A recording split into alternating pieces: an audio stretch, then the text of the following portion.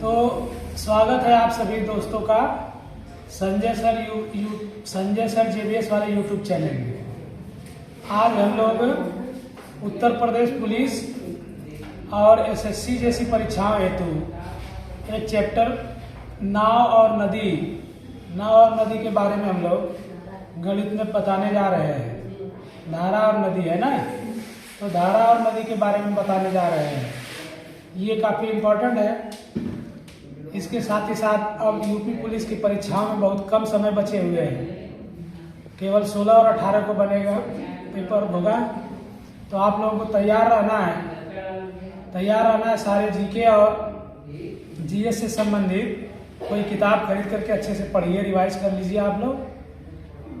और रिवाइज करने के साथ ही साथ मैथ, रीजनिंग और हिंदी पे विशेष ध्यान दीजिए, क्योंकि आप लोग जानते हैं कि योगी सरकार मुख्य रूप से हिंदुओं की सरकार कही जाती है। तो ये भाजपा वाले जो है हिंदी और हिंदू में ज़्यादा विश्वास करते हैं, तो हिंदी के क्वेश्चन में जो ज़्यादा स्कोर करेगा, और मैथ और रीजनिंग में तो सभी लोग बराबर स्कोर करते हैं, तो उसका रिजल्ट जो है काफ़ी अच्छा होगा।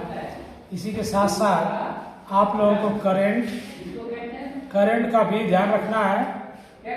और जीके जीएस इतने कम समय में कितना पढ़ेंगे आप लोग, जो पढ़े हैं वो रिवाइज कर लेंगे।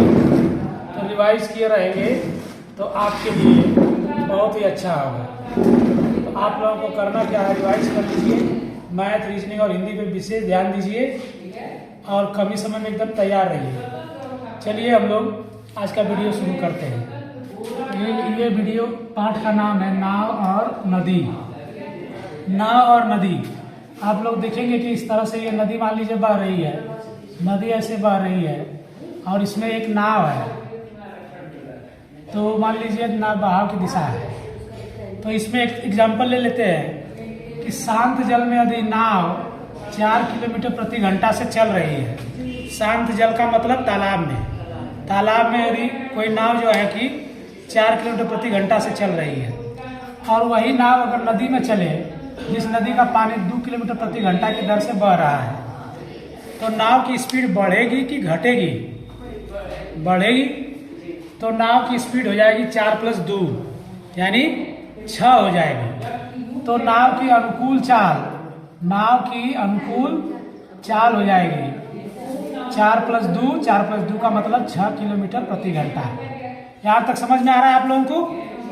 इसके साथ साथ यदि नाव अगर उल्टा चले, इधर चले, तो नाव चलेगी ऊपर की तरफ, धारा की विपरीत दिशा में 4 की स्पीड से चलेगी और पानी उसको 2 की स्पीड से धकेलेगा उधर, तो उसकी चाल घट जाएगी पहले से, तो 4 - 2 हो जाएगी। तो उसकी प्रतिकूल चाल हो जाएगी 4 - 2 यानी कि 2 किलोमीटर प्रति घंटा। ये तो आपका बेसिक हो गया, जो कॉन्सेप्ट आपको समझ में आना चाहिए। अब इसके साथ ही साथ हम लोग कुछ सवालों को लेंगे, कुछ हल्के और कुछ भारी टाइप के। तो यहाँ पे सवाल देखिए, पहला सवाल है, एक स्थिर जल में नाव की गति है 8 किलोमीटर प्रति घंटा। स्थिर जल में नाव की गति है, दिख रहा साहब, तो नजदीक आ जाइएगा, नहीं तो स्थिर जल में नाव की गति है 8 किलोमीटर प्रति घंटा। स्थिर जल का मतलब तालाब में। नदी का जल प्रवाह है 3 किलोमीटर प्रति घंटा। नदी जो है कि बह रही है 3 किलोमीटर प्रति घंटा की रफ्तार से। तो पूछा है कि नाव की अनुकूल चाल बताइए, नाव की धारा की अनुकूल चाल बताइए।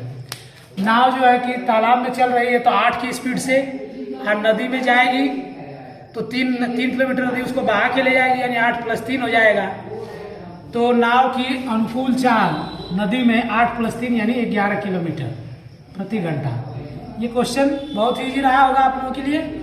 अब आ जाते हैं हम लोग नदी का जल।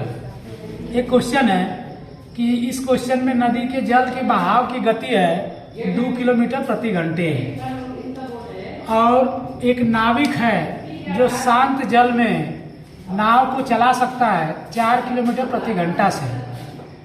एक नाविक जो है कि शांत जल में 4 किलोमीटर प्रति घंटा से चला सकता है। तो अब वह जल के प्रवाह के साथ यानी जल के दिशा में 12 किलोमीटर दूरी तय करता है। 12 किलोमीटर दूरी तय करता है। तो उसके द्वारा लगे हुए समय की गणना कीजिए। नाविक के द्वारा लगाए गए समय की गणना कीजिए। तो समय बराबर आप लोग जानते हैं, समय बराबर सूत्र क्या होता है, दूरी बटे चाल। समय बराबर होता है दूरी बटे चाल। तो दूरी हो गई आपकी 12 किलोमीटर, ठीक है, और चाल हो गई, शांत जल में 4 है और नदी का जल बहेगा तो 2, तो धारा की दिशा में 4 में 2 जुड़ जाएगा, 4 2 6, तो 12/6 यानी कट करके आ जाएगा 2 घंटा। क्वेश्चन नंबर 2 हो गया, बहुत ईजी है, बस ध्यान देंगे एक बार। अगर आपको समझ में नहीं आए तो वीडियो को दोबारा भी देख लीजिएगा, अगर और फिर भी समझ में नहीं आए तो फिर कमेंट कीजिएगा, थोड़ा और आसानी से स्लो बनाएंगे।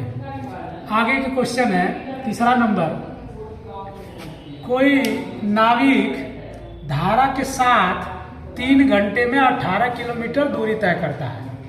कोई नाविक धारा के साथ 3 घंटे में 18 किलोमीटर दूरी तय करता है। शांत जल में नाव की चाल 5 किलोमीटर प्रति घंटा है। तो पूछ रहा है धारा की गति बताइए, ठीक है। शांत जल में तो यहाँ हम लोग देखते हैं धारा के साथ 3 घंटे में 18 किलोमीटर, तो 1 घंटे में क किलोमीटर, यानी 18/3। 18/3 का मतलब हो गया, काटेंगे तो 6 किमी प्रति घंटा। प्रति घंटा किसकी चाल हो गई, नाव की चाल, ठीक है, और धारा की दिशा में हो गई, धारा के अनुकूल उसकी चाल हो गई 6 किलोमीटर प्रति घंटा। अब देखिए, शांत जल में नाव की चाल है 5 किलोमीटर प्रति घंटा, तो ये 5 है और वो 6 है, तो धारा की गति कितनी है, 5 तो वो चली रही है शांत में, जब नदी में जा रही है तो 6 हो जा रही है, यानी नदी उसको बहा के 6 में से 5 घटा के 1 आएगा, नदी उसको 1 किलोमीटर बहवा दे रही है, तो धारा की गति 6 - 5, इसका मतलब 1 किमी प्रति घंटा। ये हो गई धारा की चाल। इसके बाद दूसरा क्वेश्चन है, एक नदी की धारा प्रवाह की जो गति है, एक नदी की धारा प्रवाह का वेग है 1.5 किलोमीटर पर आवर, 1.5 किलोमीटर प्रति घंटा। और नाव स्थिर जल में नाव की चाल है 6.5 किलोमीटर प्रति घंटा, ठीक है। धारा की चाल है 1.5 किलोमीटर प्रति घंटा और नाव की स्थिर जल में चाल है 6.5 किलोमीटर प्रति घंटा।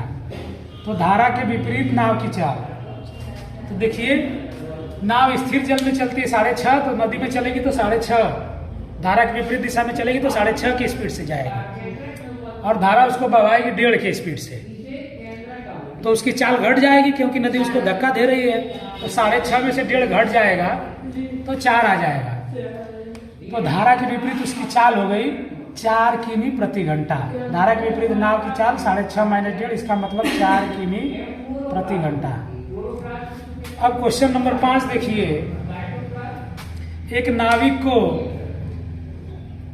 किसी मंजिल पर जाने में नदी से किसी एक तरफ जाने में और वहां से फिर वापस आने में 4 घंटा का समय लगता है। किसी नाविक को नदी की दिशा में जाने में, नदी की धारा की दिशा में जाने में और लौट कर आने में उसी जगह पर कितना समय लगता है, 4 घंटा लगता है। और नदी की धारा का वेग 2 किलोमीटर प्रति घंटा है। नदी की धारा का वेग 2 किलोमीटर प्रति घंटे है। तो शांत जल में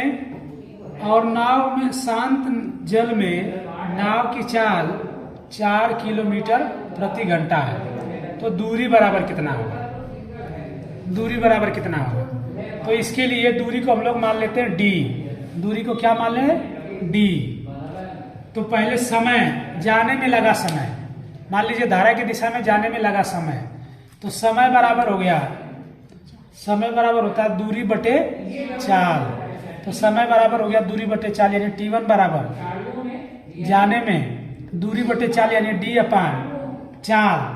तो नदी का वेग 2 है और शांत जल में नाव की चाल 4 है, तो 4 शांत में जाएगा और 2 नदी बहाएगी, तो 4 + 2 इसका मतलब 6। तो समय बराबर दूरी बटे 4 प्लस आने में लगा समय यानी कि t2। आने में लगा समय बराबर सूत्र होगा दूरी बटे चाल, तो दूरी के लिए हम लोग d माने हुए हैं। और चाल यहाँ पे इधर जो है कि इधर शांत जल में 4 है और नदी 2 है, तो जब उल्टा दिशा में चढ़ेगी 4 तो 2 उसको धकेलेगी, तो 4 में से 2 घट जाएगा विपरीत दिशा में, 4 - 2 इसका मतलब 2। तो ये हो गया T1, ये T2। अब दोनों को जोड़ के क्या घंटा लगता है उसको? 4 घंटा। तो यहाँ पे बराबर 4 लिख दिया हमने। अब 6 और 2 का लसन निकालेंगे तो 6 आएगा। 6 × 1 = 6 तो D, और 2 तिहाई 6 तो यहाँ पे 3D बराबर 4।